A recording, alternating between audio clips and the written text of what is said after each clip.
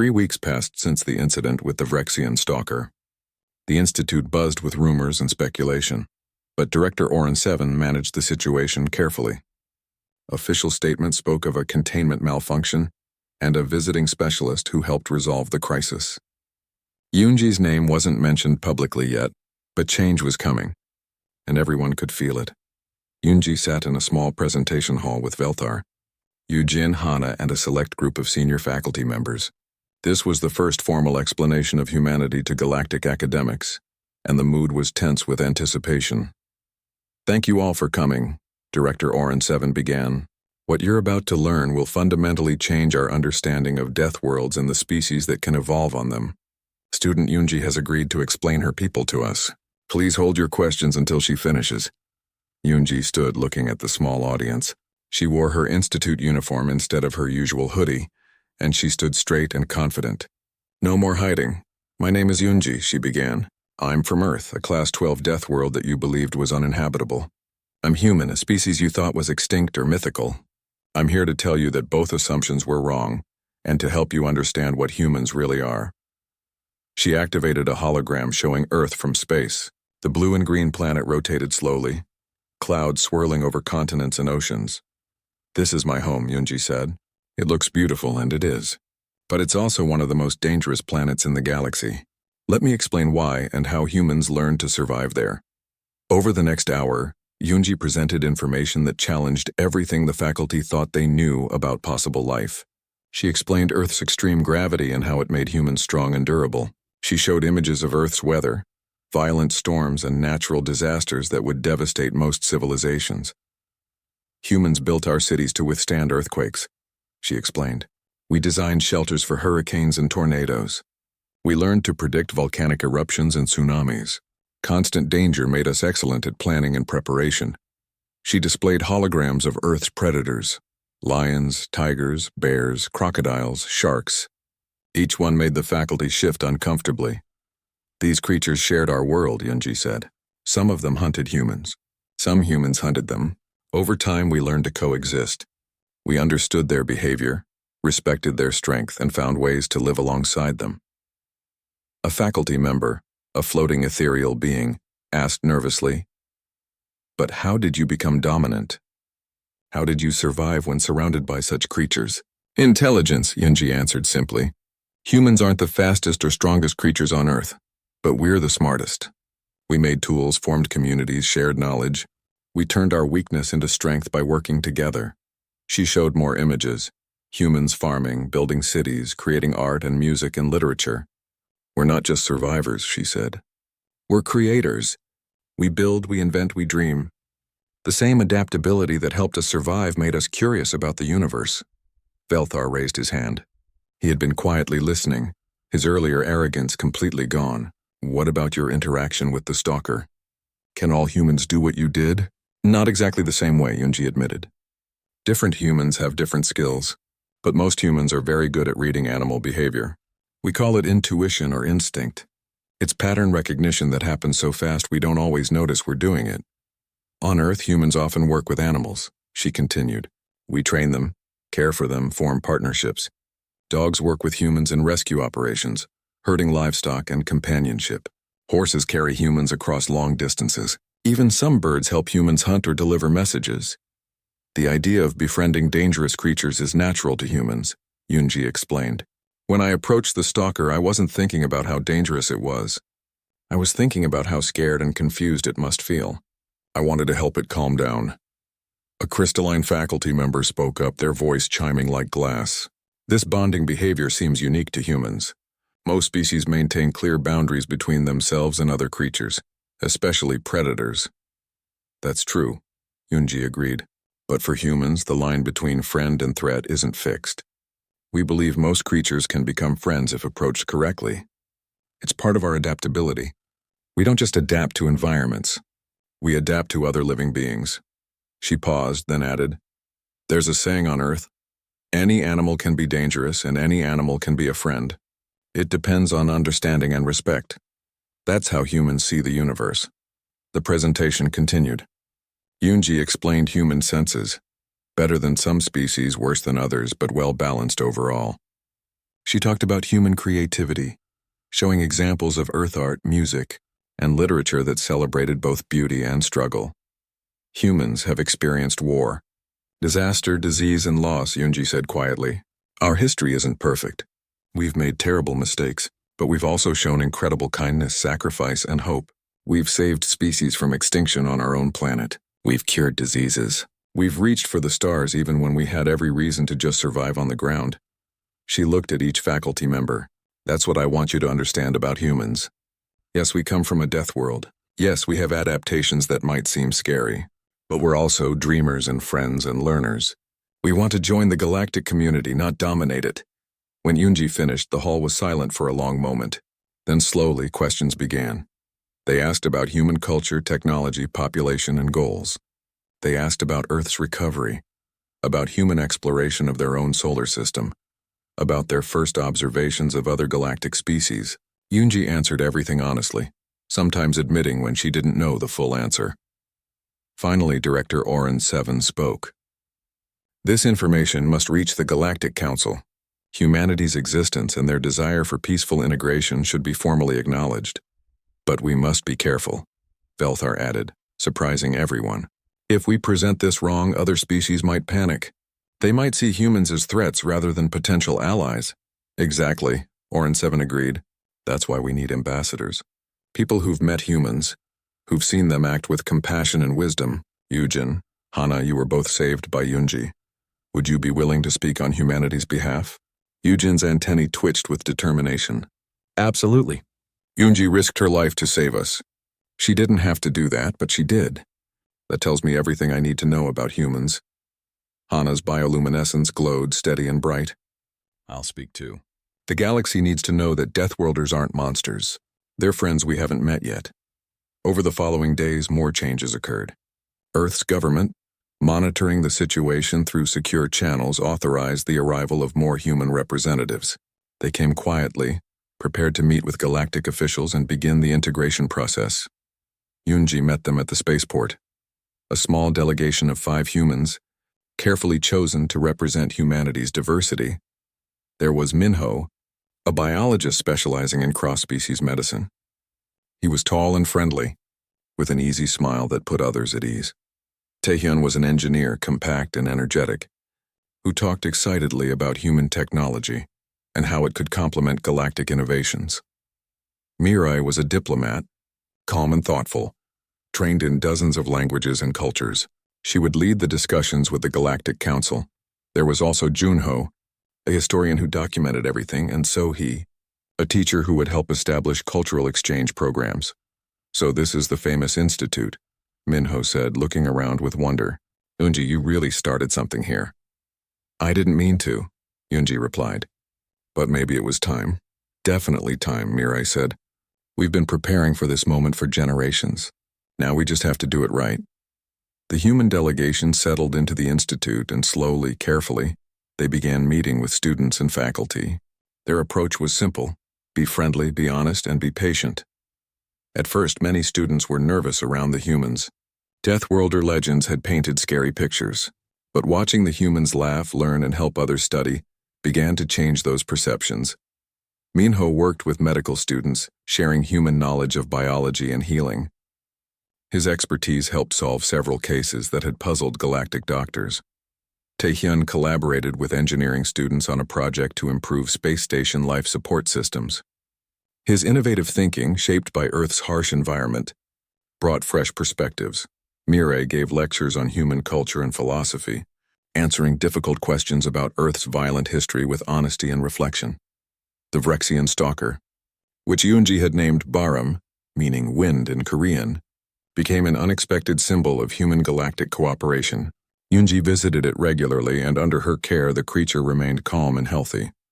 Xenobiology students watched in amazement as she interacted with it, teaching them new approaches to handling dangerous species. It's all about respect, Yunji explained during one demonstration. Baram is a predator, yes, but it's also intelligent and emotional. If I treat it with respect and understanding, it responds the same way. One day, Velthar asked if he could observe Yunji working with Baram up close. She agreed, and they stood together outside the reinforced containment. I owe you an apology, Velthar said quietly. Velthar repeated, but that's impossible. Humans are extinct. Deathworlders or Director Orin 7 led them to a secure conference room deep within the Institute's administrative section. The room was small and private, with walls that blocked all signals and recording devices.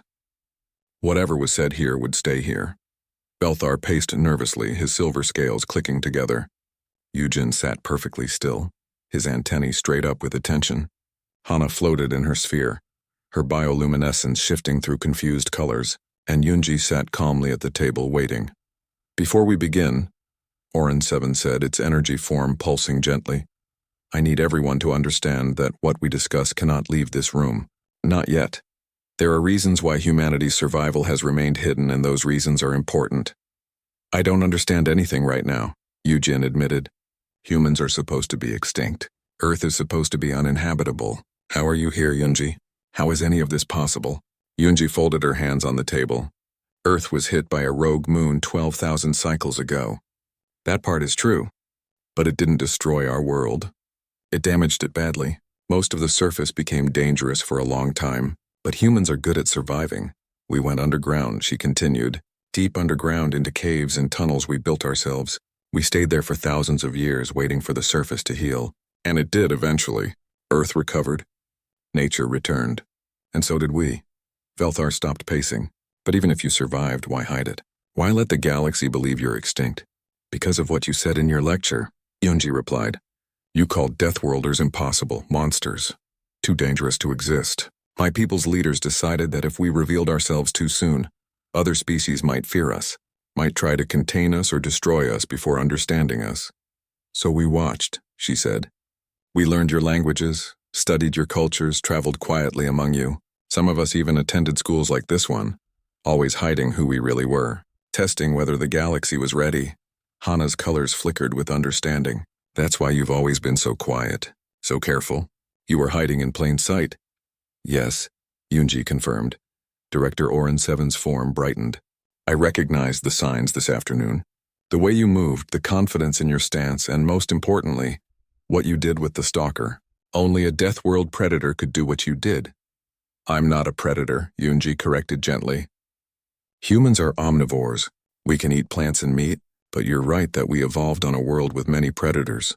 That shaped us in specific ways. Velthar finally sat down, looking exhausted. I need to understand.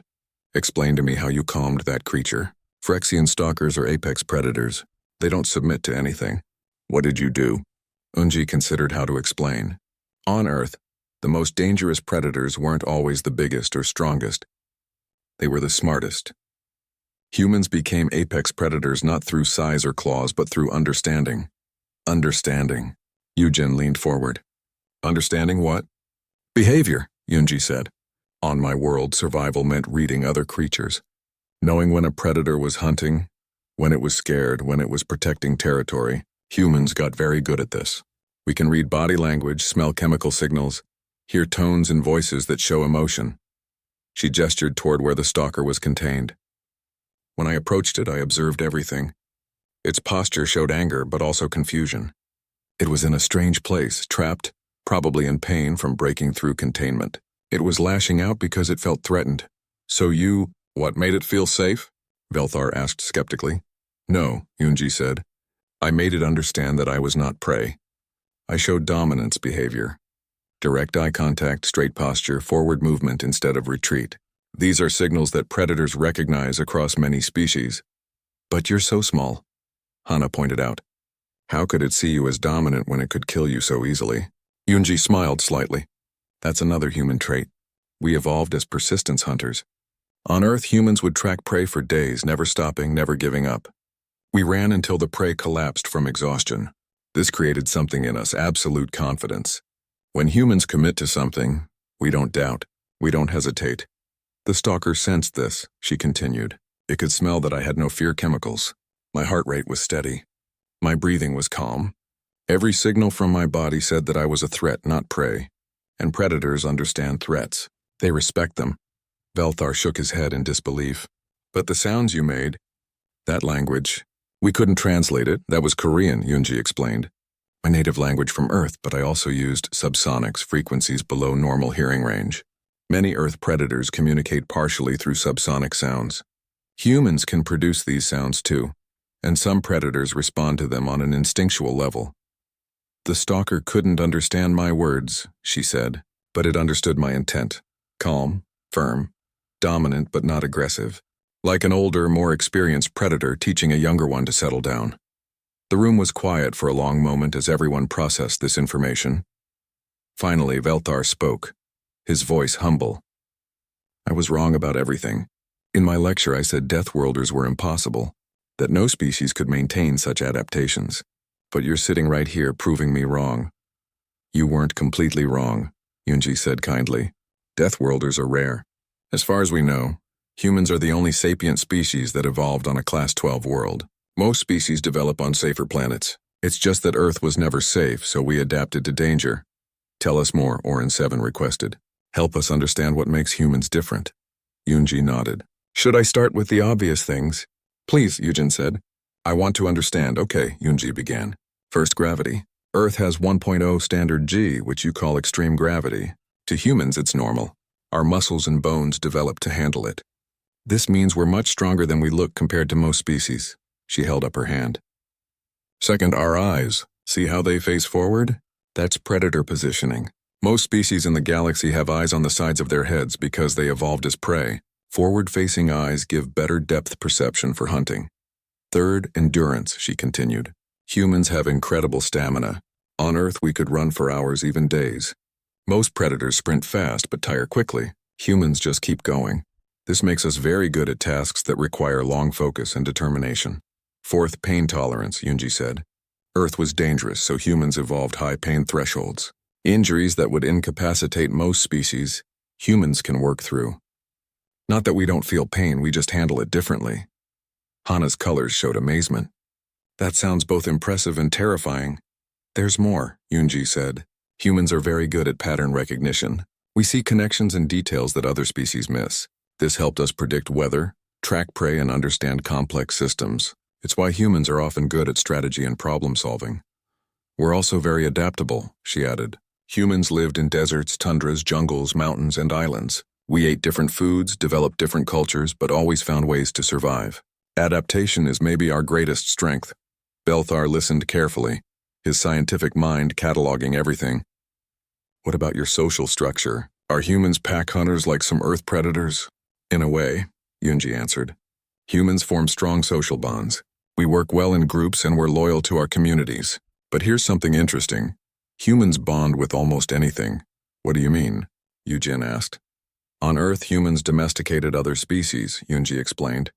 We took wolves, which were dangerous predators, and made them into friends. We call them dogs now. We kept cats, which are small predators. Some humans even kept reptiles, birds, or fish as companions.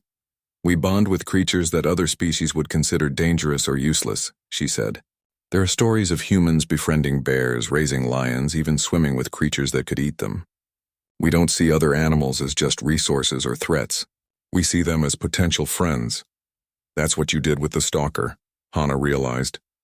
You weren't just dominating it. You were trying to connect with it. Yes, Yunji confirmed. I showed it that I wasn't an enemy, just another creature trying to exist. Once it understood that, it calmed down. Orin 7's energy pulsed thoughtfully. This explains so much about your species. But it also raises questions. If humans are this capable, this adaptable, why stay hidden? You could contribute so much to the galactic community. Yunji's expression grew serious. Because we remember our own history.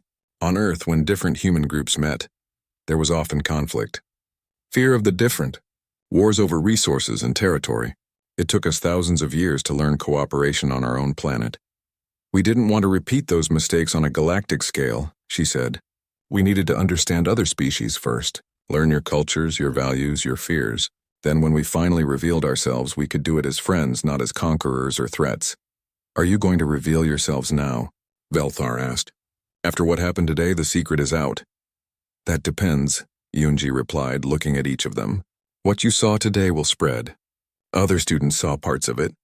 Security footage exists. The question is, how will the galaxy react? Orin 7 spoke firmly. That's why this conversation is happening. We need to The observation area had gone completely silent except for the alarm system and Yoonji's strange, steady voice. Everyone watched through windows and security feeds, unable to look away from what was happening. Yoonji stood before the Rexian stalker, barely reaching the height of its massive chest. Her eyes stayed locked on the predator's 4 glowing eyes. She continued speaking in that unknown language, words mixed with sounds that seemed to resonate through the air itself. The stalker tilted its enormous head, studying her. Its nostrils flared, taking in her scent. The creature's body language showed confusion now instead of pure aggression. Something about this small being was wrong. Different. Prey didn't act like this. Prey ran, screamed, released panic chemicals that smelled like fear and weakness. But this creature released nothing. No fear scent, no stress hormones. Instead, there was something else in the air around her, something that made the stalker's ancient instincts pause. Yoonji's posture shifted. Her shoulders squared, her spine straightened. Her arms moved slightly away from her body, making her appear larger. These were subtle changes, but to a predator's eyes they meant everything. This was dominance posturing. Challenge display, the body language of something that didn't consider itself prey. The stalker took a step back. Everyone watching gasped. The creature that had killed 3 trained handlers, that had torn through reinforced containment, was backing away from a student who barely came up to its chest. Yoonji matched its step, moving forward. She kept that unbreaking eye contact, kept speaking in those low resonant tones. Her voice carried something beyond words. Authority, certainty, the absolute confidence of a creature that knew its place in the natural order. The stalker's 4 eyes widened. Its aggressive posture began to relax. The ridge of spines along its back, which had been raised in threat display, slowly lowered. "What is happening?" Velthar whispered, his voice barely audible. He pressed against the observation window, his silver scales reflecting the flashing alarm lights. Yujin and Hana watched from their blast door window, equally stunned. "She's not even armed," Yujin said. "How is she doing this?" Yoonji extended one hand slowly, palm forward. A universal gesture among many species. Non-threatening but firm, she held it there, steady as stone, while the stalker's massive head lowered to sniff. The creature's nostrils flared again, taking in her scent more deeply. Its eyes dilated and contracted, processing information. Then it made a sound that no one expected, a low rumble, not a growl of aggression but something almost questioning, uncertain. Yoonji spoke again, her voice taking on a different tone. Still firm, but somehow reassuring. She stepped closer still until her outstretched hand was just inches from the stalker's armored snout. The security guards watching had their weapons trained on the stalker, but their hands were shaking. If this went wrong, they would have less than a second to react. But something told them that firing now might make things worse. Time seemed to stretch. Each second felt like an hour. Then the stalker did something that made every biologist watching question everything they knew about predator behavior. It sat. The massive creature, 12 feet of muscle and armor and killing instinct, lowered itself onto its haunches like a trained animal. Its 4 eyes stayed fixed on Yoonji, but the aggression had drained away completely. Yoonji's hand made contact with the stalker's snout. She touched it gently, just her fingertips against the armored plates.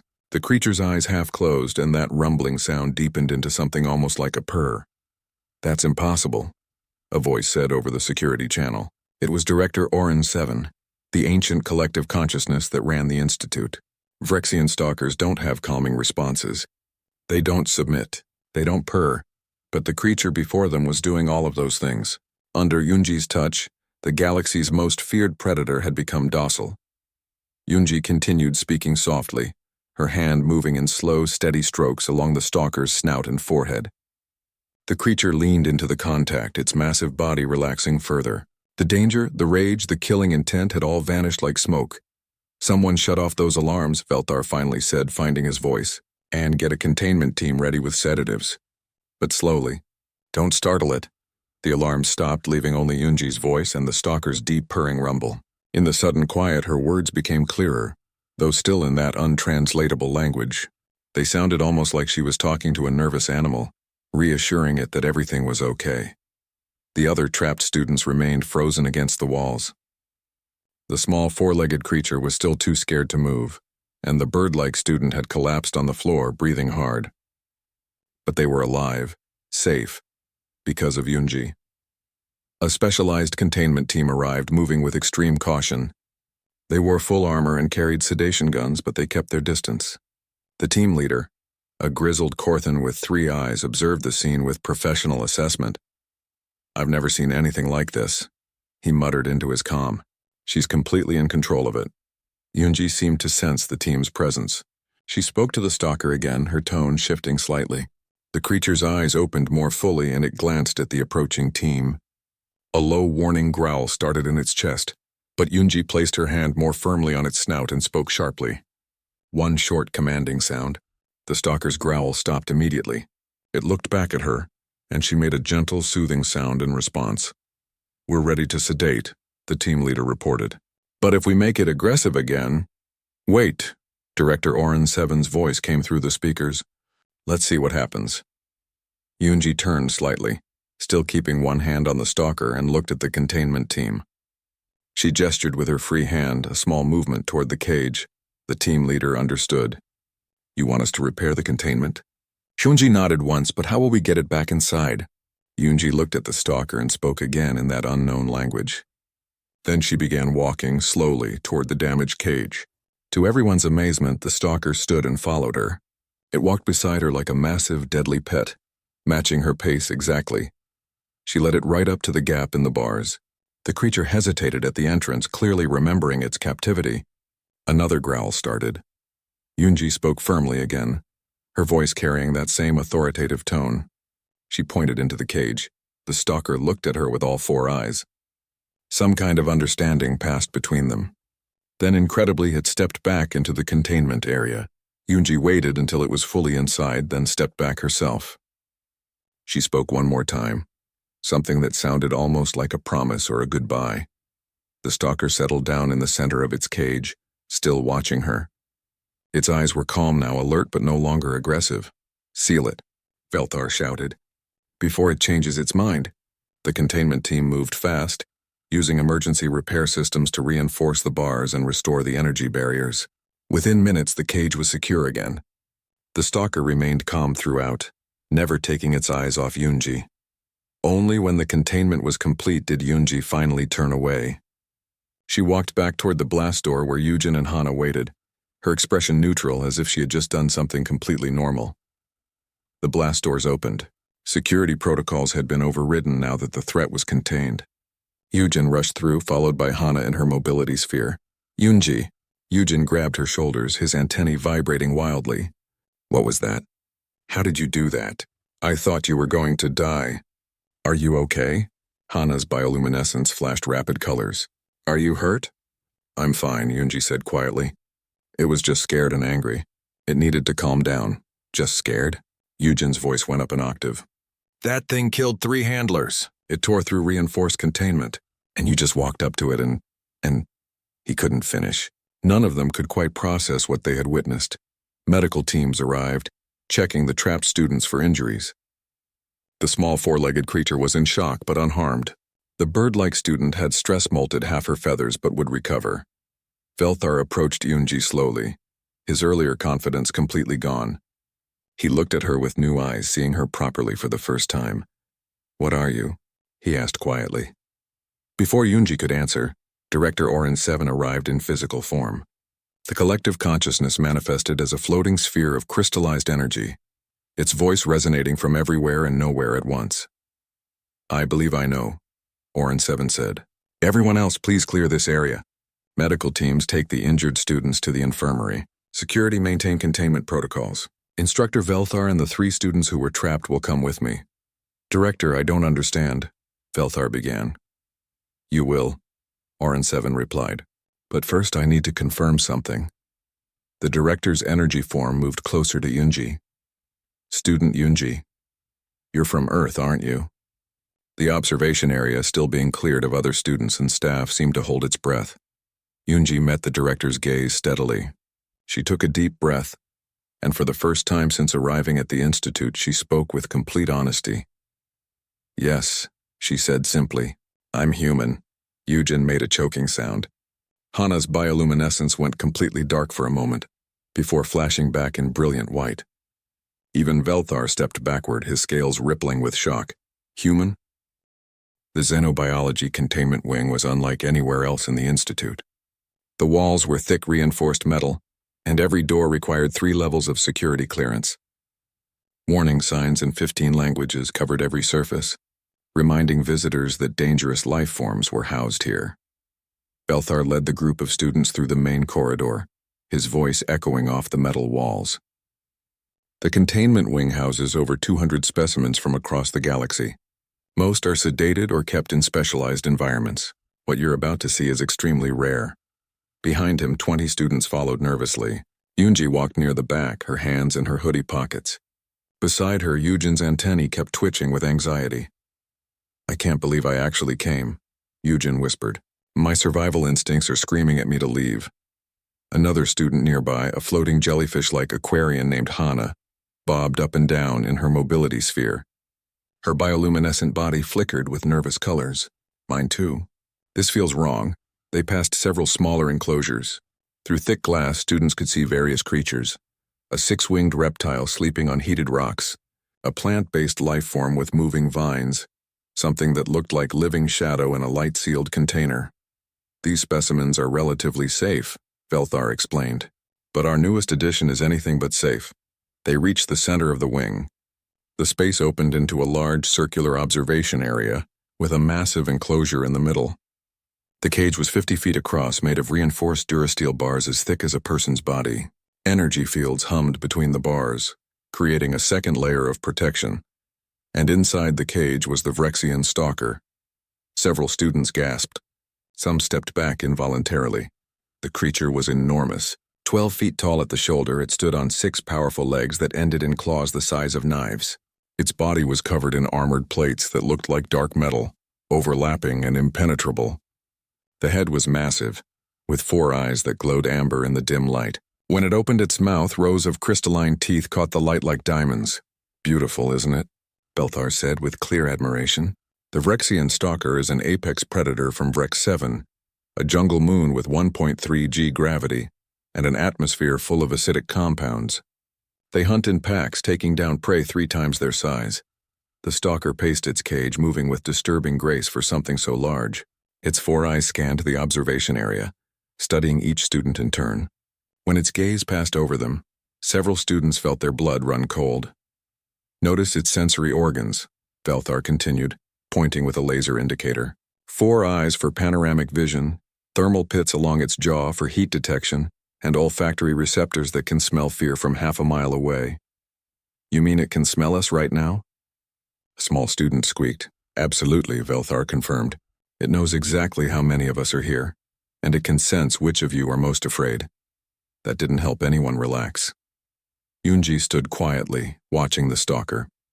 Her expression remained neutral, but her eyes tracked every movement the creature made. The way it walked, the way it held its head, the rhythm of its breathing. She was reading it like a book. The stalker suddenly stopped pacing, its 4 eyes fixed on something and its body tensed. The students fell silent, sensing the change in the creature's behavior. "What's it doing?" Hana whispered, her bioluminescence dimming with fear. Velthar frowned. "I'm not sure. The neural dampening field should be keeping it calm." The stalker's head lowered and a deep rumble came from its chest. Not quite a growl, but something more threatening. The sound vibrated through the floor, through the walls, through everyone's bones. "Instructor?" Eugen's voice was shaking. "Maybe we should step back." Before Velthar could respond, warning alarms began blaring. Red lights flashed throughout the containment wing. An automated voice spoke calmly. "Neural dampening field failure. Containment protocols initiating." The stalker roared. The sound was deafening, primal, full of rage that had been building since its capture. It slammed against the energy barrier with enough force to make the entire cage shudder. "Everyone stay calm," Velthar shouted over the alarms. "The containment systems have multiple redundancies. We're perfectly safe." But the stalker hit the barrier again and again. Each impact sent sparks flying. The energy field began to flicker. Security guards rushed into the observation area, weapons drawn. A technician ran past them toward the control panel, shouting something about emergency shutdown procedures. The students panicked. Some ran for the exits. Others froze in place, too scared to move. Eugen grabbed Hana's mobility sphere, pulling her toward a side corridor. "Go to emergency exit 7, Velthar commanded, his calm finally breaking. "Move quickly, but don't run." But it was too late. The stalker threw its full weight against one section of the cage. The energy field failed completely, sparks exploding outward. Metal groaned and bent. With a sound like thunder, the durasteel bars buckled. A gap opened, just large enough. The stalker squeezed through, its armored body scraping against metal. It dropped to the observation floor with a heavy thud that cracked the tiles. Now the real panic began. Students scattered in every direction. The security guards opened fire, but their stun weapons barely slowed the creature. It shook off the shots like insect bites and charged toward the nearest exit, the same exit where Yujin, Hana, and Yunji were heading. Lockdown protocol engaged, the automated voice announced. Heavy blast doors began sliding shut across all exits, sealing different sections of the facility. Yujin reached the corridor first, with Hana right behind. But the door was closing fast. Yujin dove through, pulling Hana's sphere with him. They made it just as the door sealed shut with a heavy clang. Yunji was 3 steps behind them. Too far. The blast door closed, leaving her on the wrong side, trapped in the observation area with the stalker. "Yunji." Yujin screamed from the other side, his voice muffled by the thick metal. No, 2 other students were also trapped. A small 4-legged creature from the outer rim froze against the wall, too terrified to move. Another student, bird-like with blue feathers, tried to fly upward but couldn't reach the high ceiling vents. The stalker turned, its 4 eyes sweeping the room. It saw the trapped students. Prey. The security guards were on the other side of different barriers, unable to help.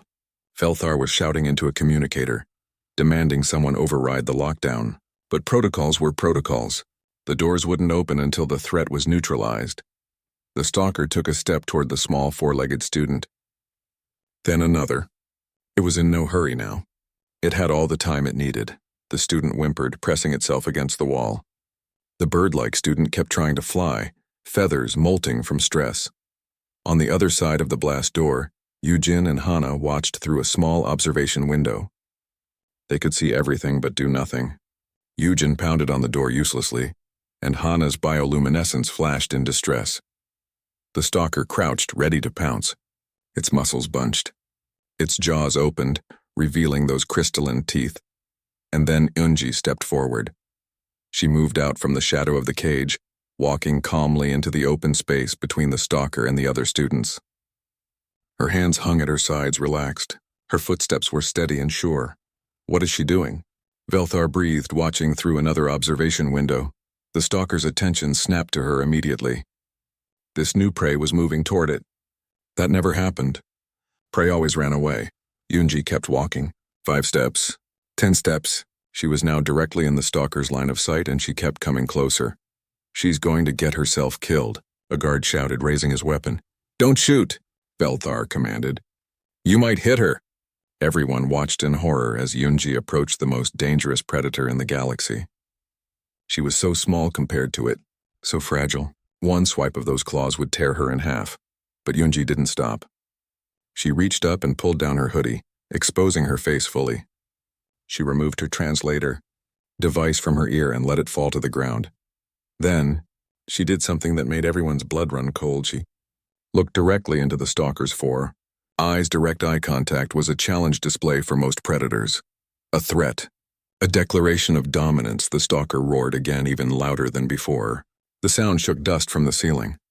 It was a warning, back down or die. Yunji didn't back down. She took another step forward. Now she was close enough to touch the creature if she reached out, close enough to smell its breath, hot and rank with the scent of meat. And she began to speak. The words that came from her mouth were in a language no translator could process. They were low and steady, with strange rhythms and sounds that seemed to vibrate at frequencies the other students couldn't quite hear. The stalker hesitated. Its 4 eyes narrowed, studying this tiny creature that refused to flee, refused to show fear. Yunji took another step, then another. She was now within striking distance. One movement and the stalker could end her life. The lecture hall stretched wide and tall, filled with students from 100 different worlds. Some had scales, some had fur, and others floated in special tanks filled with water. They all sat quietly, watching the hologram at the front of the room. Instructor Velthar stood beside the glowing image, his silver scales catching the light. He was a saurian, tall and proud, with eyes that seemed to see everything. For 20 years he had taught xenobiology at the Galactic Institute, and he loved nothing more than showing off his knowledge.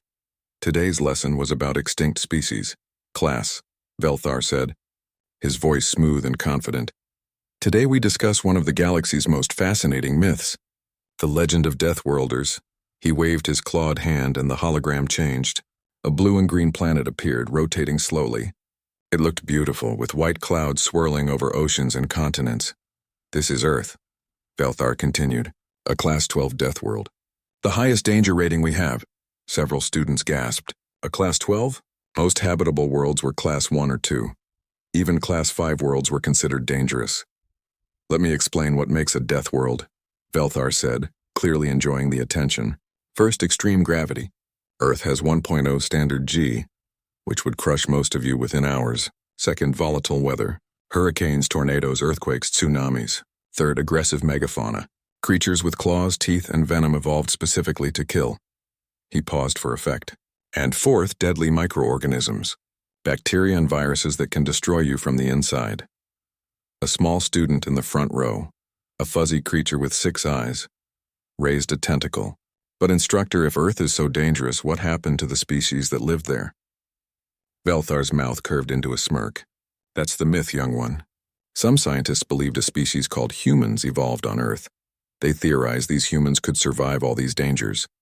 They claimed humans were persistence hunters, with forward-facing eyes like predators and incredible endurance. He laughed, and several students joined him nervously. But think logically, Velthar said. To survive a Class 12 world, a species would need to be stronger than most megafauna, smarter than any predator, and tough enough to handle diseases that would kill us in minutes. Does that sound possible? The students shook their heads. Of course not, Velthar agreed. And even if such beings existed, they couldn't maintain those adaptations without constant exposure to lethal conditions. Earth was hit by a rogue moon 12,000 cycles ago. The collision made it uninhabitable. If humans ever existed, they are certainly extinct now. He closed the hologram of Earth. Deathworlders make for good stories, but in reality they're impossible. Nature doesn't create monsters. It creates balance. In the back row, a student sat very still. She was small compared to most others, with smooth skin and dark hair pulled back. She wore a simple gray hoodie and kept her eyes on her datapad, taking notes. Her name was Yunji, and she had transferred to the Institute 3 months ago from a remote research station. She said nothing during the lecture. She never did. Velthar moved on to other topics, discussing various extinct species from across the galaxy. He showed holograms of massive flying creatures, intelligent plant-based life forms, and crystalline beings that lived in volcano cores. Each one had failed to adapt when their environments changed. Extinction is natural, Velthar explained. Only the flexible survive. Species that become too specialized, too dependent on extreme conditions, always die out eventually. Yunji's hand tightened slightly on her datapad, but her face remained calm. The lecture continued for another hour. Velthar loved to talk, and he had plenty to say about adaptation, evolution, and the mistakes species made that led to their doom. Finally, he checked the time. Before we end today, he announced, I have exciting news. Tomorrow, we'll take a field trip to the Xenobiology Containment Wing. Excited whispers filled the hall. We've recently acquired a live specimen of a Vrexian stalker, Velthar said, one of the galaxy's most feared predators. You'll observe it safely through reinforced barriers, and I'll explain its hunting adaptations. A student raised a hand. Isn't that dangerous? I heard a stalker killed 3 handlers last month. That was on Terminus Station, where they had inadequate security. Velthar replied dismissively. The Institute's containment systems are state-of-the-art. You'll be perfectly safe. Besides, this is a once-in-a-lifetime opportunity. Vrexian stalkers rarely leave their jungle moons, and we're lucky to have one for study. The students buzzed with excitement and fear. Seeing a real stalker was incredible, but also terrifying. These creatures were legends among predators, 12 feet tall with 6 legs, armored hide, and teeth that could bite through starship hull plating. Meet at the North Wing entrance tomorrow at mid-cycle, Velthar instructed. Wear your institute uniforms and bring your datapads. We'll spend 2 hours observing and taking notes. The lecture ended and students began filing out of the hall. They talked in groups, discussing the stalker and debating whether they should really go see it. Some were thrilled. Others were already planning to skip the trip. Yoonji gathered her things slowly, waiting until most students had left. She preferred to avoid crowds when possible. As she walked down the steps toward the exit, another student approached her. "Hey, you're Yoonji, right?" It was Yujin, a tall Chitarian with a chitinous exoskeleton that gleamed blue-green under the lights. "Are you going to see the stalker tomorrow?" Yoonji nodded. "Yes, it sounds interesting." "Interesting?"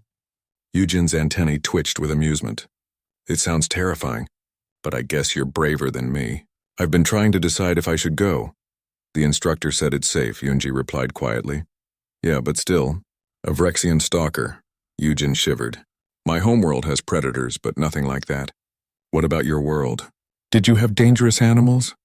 Yoonji paused for just a moment. "A few." "Well, maybe I'll see you tomorrow," Yujin said. "If I don't chicken out." Yoonji gave a small smile and continued toward the exit. Outside, the twin suns of Viridian Prime were setting, painting the sky in shades of purple and orange. Other students walked across the campus, heading to dorms or study halls or dining facilities. Yoonji pulled her hoodie up and walked alone toward the residential sector. She moved with quiet confidence, her steps steady and sure. Other students gave her space without really knowing why. There was something about her presence that made them unconsciously keep their distance. Not threatening exactly, just different. She reached her small dormitory room and locked the door behind her. The space was simple, a sleeping pod, a desk, a small bathroom. She had few personal items. On the desk sat a single photograph in a frame.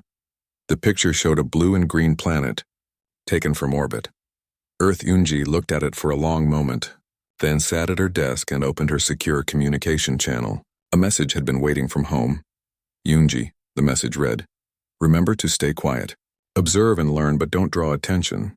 The galaxy isn't ready yet. Be careful." She typed a short reply. "Understood. Everything is going as planned." Then she closed the channel and pulled out her notes from today's lecture. She read through Velthar's words about Deathworlders being extinct, about them being impossible, about Earth being uninhabitable. Her expression remained neutral, but something flickered in her eyes. Tomorrow would be interesting indeed. Tomorrow she would see a Vrexian stalker, one of the galaxy's most feared predators, and the predator would see her. Yoonji set her datapad aside and prepared for sleep. She had a feeling that tomorrow would change everything, though she didn't know exactly how.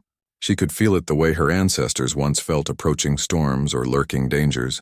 Instinct, pattern recognition, the ancient gifts of a Deathworld species. She closed her eyes and in moments she was asleep.